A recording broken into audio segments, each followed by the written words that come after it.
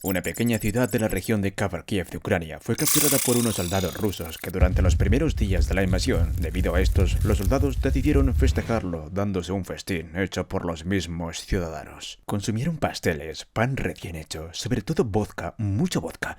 Los soldados festejaron como nunca para celebrar su victoria y tomaron inclusive durante los días festivos de la nación ucraniana con el fin de regresar a casa. Toda la noche estuvo acompañada de cuentos heroicos y de canciones patrióticas rusas. Una vez que todos empezaron a llegar a su límite de alcohol, empezaron a caer uno por uno, rendidos en una fila de borrachera. Al día siguiente solo despertó la mitad del pelotón. Los ciudadanos ucranianos entendieron algo, y es que la dependencia que tenían los soldados rusos por este licor blanco es algo irresistible, y a medida que pasaban los días en el campo de batalla, necesitaban satisfacer esta necesidad. Y a medida de que los soldados iban tomando más y más vodka, los ciudadanos iban sustituyendo sus tragos con una mezcla de vodka y veneno mortal. Solo menos de 50 soldados sobrevivieron de los 96 que habían en la compañía, y en otra instancia, esta combinación letal mató a 2 soldados, pero hospitalizó a 500 más, como dejando a un gran sector de soldados rusos fuera de combate. Esto en un momento clave que pudo haberle asegurado una gran victoria a Rusia. Toda esa noche de borrachera jugó un papel crucial en este acontecimiento. Todo este planteamiento nos deja una pregunta bastante contundente sobre la mesa. ¿Por qué los soldados rusos caen en estas trampas aparentemente tan obvias? Ya que en un pelotón pueden haber un soldado que se propase de bebida. Eso es normal, pero que un pelotón entero lo haga ya es cosa seria. Es una problemática que vale la pena explorar, con algo que va desde bromas de los reclutas rusos borrachos hasta los corruptas destilerías de vodka en la patria rusa, hasta los recovecos de Vladimir Putin. Realmente estos problemas de alcohol no son accidentales, sino intencionados, pero realmente no le salió a Putin como él hubiese querido. Toda esta historia comienza en los días del Imperio Ruso, siendo más exactos en 1472, el año en que el bosque dejó de ser un desamparo para los campesinos rusos y se convirtió en un arma de élite. En ese entonces el vodka era una de las cosas más simples que había en Rusia. Sí era una bebida popular, pero no una de las más populares dentro de todas de las que habían. Cuando se introdujo por primera vez en el país, se consideró que era un buen analgésico, pero no mejora la cerveza casera y el hidromiel cuando se trataba de beber por gusto. Cualquier persona con un alambique podría hacer vodka casero, ya que era bastante fácil de preparar, pero a pesar de todo esto, el vodka se seguía viendo como un medio útil y no tanto como algo a lo que se le puede tener una adicción, especialmente por su sabor. Pero todo cambió cuando el Imperio Ruso decidió poner manos en el asunto. A los altos mandos no les gustaba ver que la gente tenía un sustento tan fácil de hacer, especialmente cuando no venía de sus propias manos. Así que los zares pusieron en marcha un plan macabro, una idea que cambiaría el curso total de Rusia como los conocemos hoy en día. Los zares rusos vieron el potencial que tenía el vodka y decidieron usarlo como arma contra el pueblo para controlarlo. ¿Y cómo lo hicieron? Haciendo ilegal el vodka para producirlo ellos mismos en masa, haciendo que rápidamente el vodka se convirtió en uno de los productos productivos en masa más accesible para la gente común, y esto hizo que el vodka se posicionase como la bebida más solicitada de Rusia, por encima de la cerveza casera y el hidromiel. El gobierno ruso obviamente no hizo esto por bondad y por tener un ambiente de alegría en su población, sino porque ellos sabían que tenían una población altamente borracha y dócil. Sería mucho más fácil de controlar y manipular. Esto les salió bastante bien, ya que los campesinos no tenían tiempo ni siquiera a rebelarse contra el Estado,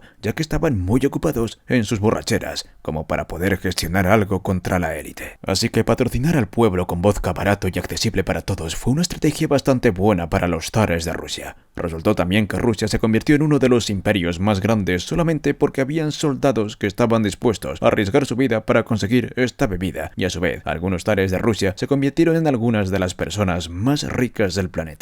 Los rusos por aquel entonces estaban prácticamente esclavizados por el alcohol, y esto derivó a que generaciones y generaciones crecieran con este hábito de la bebida durante más de 500 años. Era un arma tan poderosa que cuando tuvo lugar la revolución comunista en Rusia, Lenin adoptó una postura firme contra el alcohol y abogó por su prohibición, ya que él veía que el vodka como era una correa que utilizaba el Estado para mantenerle rayas a las masas, y tenía que si se seguía utilizando de estas maneras podían verse como un arma contra el pueblo ruso, y sus miedos estaban bien justificados, ya que demostraron no estar limitados a los zares, sino también presentes en el preciso comunismo de Lenin. Stalin prohibió el vodka antes de que pudiera sufrir pleno afecto, y con este fin no llegó a un consumo equilibrado del vodka, sino más bien el regreso del vodka controlado por el Estado. Stalin conocía muy bien el poder que le podía dar el vodka y lo usó como método para enviar millones de personas a una muerte segura. Y eso nos lleva al panorama actual con Vladimir Putin, un hombre que entendió bastante bien las lecciones del pasado, ya que cuando la Unión Soviética se derrumbó en 1991, todas las empresas nacionales tuvieron un proceso de privatización, esto incluyendo por supuesto la industria del vodka. A medida que el poder del Estado se disminuía, políticos y empresarios con conexiones poderosas aprovecharon estas oportunidades. Y esto dio pie a una época de total corrupción en Rusia. Y esto benefició especialmente a los oligarcas que conocemos hoy en día, ya que usaron estos vacíos de poder para beneficio propio. De manera irónica, lo que venía del comunismo se convirtió en un capitalismo de peores magnitudes, con todo el poder distribuido en manos benévolas. Muchos de estos oligarcas que tenían conexiones con el poder aprovecharon y tomaron control de la producción y distribución del vodka. Ellos entendieron mejor que nadie que el vodka era no solo una bebida alcohólica, sino un patrimonio ruso y una gran fuente de ingresos, y sabían que si se la hacían con el poder de ese artículo, iban a controlar la nación entera. Putin salió con estos oligarcas para ofrecerles favores y posturas mediáticas que le ayudaron a obtener la presidencia. Una vez en el poder se aseguró de tomar impulso a través del comercio del vodka, y esto fue algo bastante controversial, ya que en vez de sacar a su gente del espiral alcohólico en el que se encontraban, lo impulsó aún más que aquellos que encabezaron la revolución bolchevique. Durante los primeros días, el uso del vodka impulsado por Putin equivalía a no hacer nada al respecto de la gran creciente epidemia patrocinada por el Estado y a beneficiarse de sus oligarcas, que según muchos, los estaban dando dinero a cambio de mantener el status quo. El uso desmedido del vodka hizo que Putin se pudiera salir con las suyas en muchas ocasiones, ya que, de desacuerdo con la filosofía de los zares, los hombres que estaban dispuestos a organizarse y manifestarse contra las discrepancias iban a estar demasiado borrachos como para preocuparse sobre la sobreabundancia del alcohol barato patrocinado por el Estado. Pero más temprano que tarde, el consentimiento de Putin se convirtió en una participación total, ya que Putin sacó su propia marca de vodka, Puntinka Vodka, coincidiendo con la tasa de mortalidad en Rusia por alcoholismo. Y si bien Putin ha dicho que él no está involucrado directamente a la producción del vodka, muchas investigaciones han arrojado rastros de efectivo que llevan directamente a sus pies, y debido a estos rusos se encuentran en una condición similar a lo largo de los tiempos de los zares corruptos y al imperio ruso, plagado de niveles de criminalidad muy altos, un declive socioeconómico y un nivel de miseria enorme. Trayendo un ejemplo a la mesa, según un estudio publicado con el Centro Nacional de Información de Biotecnología, un aumento de 1 litro en el alcoholismo de alcohol en Rusia se asoció con un aumento de los homicidios de alrededor del 10%. Y cuando la tasa de homicidios aumenta, también aumentan los delitos menores de violencia doméstica y una serie de otros crímenes. Y por si fuera poco, el consumo de alcohol ha demostrado que se incrementa la tasa de mortalidad, especialmente en hombres jóvenes, mucho más jóvenes de lo que deberían morir, incluso cuando Putin no los obligaba a unirse a una gran guerra sin sentido. Otro lado un poco perturbador es que en 2012, la Organización Mundial de la Salud demostró que más del 30% de todas las muertes en Rusia eran provocadas por el alcohol. Otro estudio mostró que el 25% de los hombres rusos mueren antes de los 55 años en comparación con solo el 7% en el Reino Unido. Y la mayor parte de la brecha se atribuye a muertes relacionadas con, ¿cómo adivinaron?, el alcohol. En Rusia ni siquiera se llega a la edad de jubilación debido a las muertes prematuras, y esto crea una gran cantidad de problemas sociales que hacen que una espiral que se asemeja más a un embudo suicida. Lo único que ha sabido ver hacia arriba durante todo este caos son los bolsillos de Putin, ya que Puntinka Vodka le ha generado una ganancia neta a Putin de más de 500 millones de dólares, sin contar todas las ganancias que Putin ha podido consumir gracias a una población borracha y aquiescente. Todo el daño que se ha ocasionado por esta epidemia alcohólica puede verse durante el corto tiempo en el que Putin todavía no estaba en la presidencia. Durante el 2008, Putin fue obligado a dejar la presidencia debido al límite de mandato. Fue durante este periodo que Rusia adoptó una postura diferente respecto al alcohol, ya que los mismos rusos pudieron reconocer el daño abismal que estaba provocando en el país.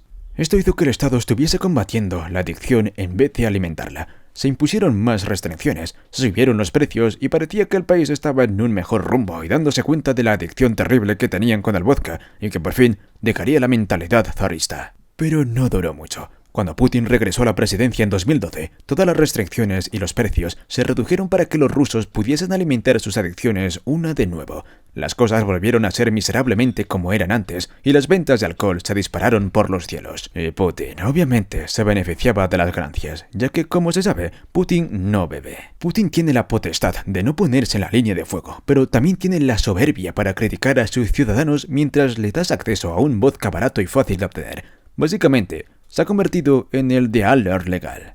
Pero esta técnica le está haciendo más contraproducente hoy en día que otra cosa, como que los soldados adiccionados al alcohol están acarreando serios problemas en el campo de batalla. Y realmente el vodka envenenado ucraniano del que hablamos al principio del vídeo no parece ser el mayor de los problemas, ya que surgieron varios informes de que el liderazgo militar ruso está plagado de abuso de alcohol, lo que lleva a una serie de batallas perdidas y errores estratégicos graves.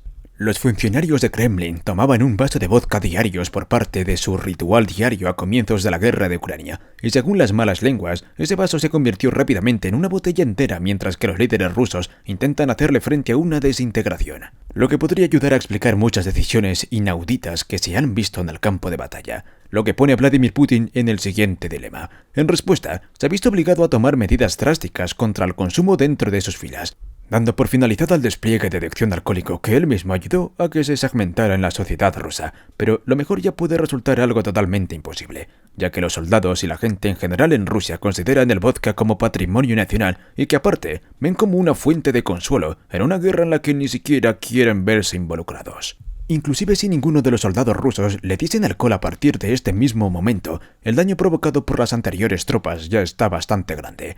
Ya esta es la paradoja la que se enfrentaría Putin, años y años alimentando el consumo de vodka para hacer que su población sea más dócil y la cara y más rápidas de los órdenes le estén jugando en contra durante este periodo de guerra, ya que sus soldados se enfrentan a una adicción bastante grande y no pueden dar el máximo de sí durante este enfrentamiento.